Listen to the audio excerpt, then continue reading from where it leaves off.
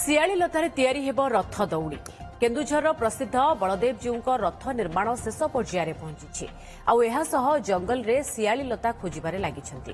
ଘଞ୍ଚ ଜଙ୍ଗଲରେ ଶିଆଳିଲତା ସଂଗ୍ରହ ପରେ ଏହାକୁ ପାରମ୍ପରିକ ଉପାୟରେ ଦଉଡ଼ି ତିଆରି କରାଯାଏ। ଦ୍ୱାପର ଯୁଗରେ ଶ୍ରୀକୃଷ୍ଣ ଶିଆଳିଲତାରେ ଦୋଳି ଖେଳୁଥିବା ବେଳେ ଜରାସବର ଦ୍ୱାରା ଶରବିଦ୍ଧ ହୋଇଥିଲେ। ଶ୍ରୀକୃଷ୍ଣ ଦେହତ୍ୟାଗ କରିଥିଲେ, କିନ୍ତୁ ସେହି ଶିଆଳିଲତାକୁ ଦଉଡ଼ି ଭାବେ ପ୍ରସ୍ତୁତ କରି ଭକ୍ତ ସ୍ୱର୍ଗ ପ୍ରାପ୍ତି ହେବା ବିଶ୍ୱାସ ରହିଛି କେନ୍ଦୁଝରରେ। ଏନେ ଅଧିକ ସୂଚନା ଦେଉଛନ୍ତି ଆମ ପ୍ରତିନିଧି ପ୍ରଣୟ ପାଣି। ମୋ ହାତରେ ଯୋଉ ଗଛ ଦେଖୁଛନ୍ତି ଇଏ ହଉଛି ଶିଆଳି ଗଛ ବା ଶିଆଳି ଲତା। ଯୋଉ ଶିଆଳି ଲତାରେ କୃଷ୍ଣ ଯେତେବେଳେ ଶୋଇଥିଲେ ଦ୍ୱାପର ଯୁଗରେ ଏବଂ ଜରାସବର ତାଙ୍କୁ ହରିଣ ଭାବି ଶରବିଦ୍ଧ କରିଥିଲା ଏବଂ ସେଇଠି ତାଙ୍କ ଜୀବନ ଯାଇଥିଲା। ଆଉ ସେଇ ଗଛର ଛାଲିରେ ଆଜି ତିଆରି ହେଉଛି ରଥ ଦଉଡ଼ି। ଯୋଉ ରଥ ବିଶ୍ୱର ସର୍ବବୃହତ ରଥ କେନ୍ଦୁଝର ରଥ, ସେଇ ରଥରେ ଲାଗେ ଏବଂ ସେଇ ରଥକୁ ଟାଣିବା ପାଇଁ ଏଇ ଶିଆଳି ଦଉଡ଼ିରେ ଯୋଉ ଶିଆଳି ଛାଲିରେ ଦଉଡ଼ି ପ୍ରସ୍ତୁତ ହୁଏ। ଆପଣମାନେ ଦେଖୁଥିବେ ଏଇ ଯୋଉ ଜଙ୍ଗଲରେ ଲୋକମାନେ କାମରେ ଲାଗିଛନ୍ତି। ଏମାନେ କୌଣସି ଜଙ୍ଗଲ ସଫା ବା ଜଙ୍ଗଲ ଗଛ କାଟିବା ପାଇଁ ଲାଗିନାହାନ୍ତି। ଏମାନେ ଲାଗିଛନ୍ତି ପ୍ରଭୁ ବଳଦେବଜୀଙ୍କର ଯୋଉ ବିଶ୍ୱର ସବୁଠୁ ବୃହତ୍ତମ ରଥ ରହିଛି ତାକୁ ଟାଣିବା ପାଇଁ ଯୋଉ ରଥ ଦଉଡ଼ି ପ୍ରସ୍ତୁତ ହୁଏ ତାକୁ ପ୍ରସ୍ତୁତ କରିବା ପାଇଁ ବର୍ତ୍ତମାନ ଗନ୍ଧମାର୍ଦ୍ଦନ ଜଙ୍ଗଲରେ ଅଛନ୍ତି ଏବଂ ଗନ୍ଧମାର୍ଦ୍ଦନ ଜଙ୍ଗଲରେ ବାଛି ବାଛି ସେମାନେ ଶିଆଳି ଯୋଉ ଡାଳ ଅଛି ତାକୁ କାଟୁଛନ୍ତି ଏବଂ ସେଇ ଡାଳରୁ ସେମାନେ ଦଉଡ଼ି ପ୍ରସ୍ତୁତ କରୁଛନ୍ତି। ଆମ ସାଙ୍ଗରେ ତାଙ୍କର ଯୋଉ ଅଛନ୍ତି ମାନେ ଦଉଡ଼ି ପ୍ରସ୍ତୁତ କରୁଛନ୍ତି ତାଙ୍କର ପ୍ରତିକ୍ରିୟା ନେବା। କଣ ତମ ନାଁ କଣ? ମୋ ନାଁ ଜଗନ୍ନାଥ ସେନାପତି।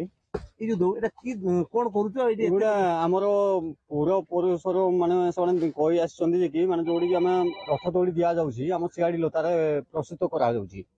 ଯଦି ଶିଆଳି ଲତାରେ ପ୍ରସ୍ତୁତ କରାହଉଛି ସେଟା ଆମର ପ୍ରଭୁ ଜଗନ୍ନାଥଙ୍କ ଯୋଉ ଆମ ଶ୍ରୀ ବଳଦେବ ଠାକୁର ଯିଏ ଅଛନ୍ତି ଜଗନ୍ନାଥ ଠାକୁର ତାଙ୍କ ପାଇଁ ଏଟା ପ୍ରସ୍ତୁତ କରାଯାଏ। ପ୍ରତ୍ୟେକ ବର୍ଷ ଆମର ମାନେ ଦଣ ଗ୍ରାମର ସମସ୍ତେ ସଂଗ୍ରହବାସୀ କରନ୍ତି ଆଉ କରିକି ଦଉଡ଼ିଟା ଦିଆଯାଉଛି। ଯେତେବେଳେ ଜଙ୍ଗଲକୁ ପଶୁ ଆମ ଗାଁର ଦେବାଦେବୀ ଏବଂ ବନ ଦୁର୍ଗାକୁ ଆମେ ପୂଜା ଅର୍ପଣ କରି ଆସିଥାଉ। ଯେହେତୁ ଘନ ଜଙ୍ଗଲ ଭିତରକୁ ଆମେ ଯାଉଛୁ ସେଥିରୁ ସୁରକ୍ଷା ପାଇବା ପାଇଁ ଆମେ ଆଉ ମାଙ୍କୁ ପୂଜା କରିକି ଆସିଥାଉ। ଏ କୋଉ ଗଛକୁ କାଟିଥିଲେ? ଏତେ ଜଙ୍ଗଲରେ ଭର୍ତ୍ତି ହେଇଛି ଗଛ, କୋଉ ଗଛର କାଟିଥାନ୍ତି ଆପଣ? ଏଟା ଶିଆଳି ଗଛ, ଗଛ ତ ନୁହେଁ ଲତା ଆଜ୍ଞା। ସେ ଲତାକୁ ଆମେ କାଟିକି ଆଉ ଦଉଡ଼ି ପ୍ରସ୍ତୁତ କରିଥାଉ। ଆମେ ଜଙ୍ଗଲରେ ପଶିବା ପୂର୍ବରୁ ଆମେ ଦେଖୁ ଯେ ଜଙ୍ଗଲ ଭିତରେ ଯୋଉ ଲତା ଗୁଡାକ କୌଣସି ଜୀବଜନ୍ତୁ ବାସ କରିନଥିବେ ସେଇ ସବୁ ଲତାକୁ ପବିତ୍ର ଲତାକୁ ଆମେ ବାଛି ବାଛି କାଟୁ ଆଜ୍ଞା। ତାକୁ ଖୋଜିକି କାଟିକି ଆମେ ସେଇ ରଥ ଦଉଡ଼ି ବୁଣୁଛୁ। ଏତେ ବୟସ ହେଲାଣି ତାପରେ ବି ଆସିଛନ୍ତି। କଣ କରିବା, ଠାକୁର ଭକ୍ତିରେ ଅଛନ୍ତି ଯେହେତୁ ଆସୁଛୁ। ଆଉ ଏଇ ଜଙ୍ଗଲରେ ତ ଏତେ ଜୀବଜନ୍ତୁ ସବୁ ଅଛନ୍ତି, ଡର ଲାଗୁନି? କଣ କରିବୁ, ଭିଡା ହେଇକି ଆସୁଛୁ।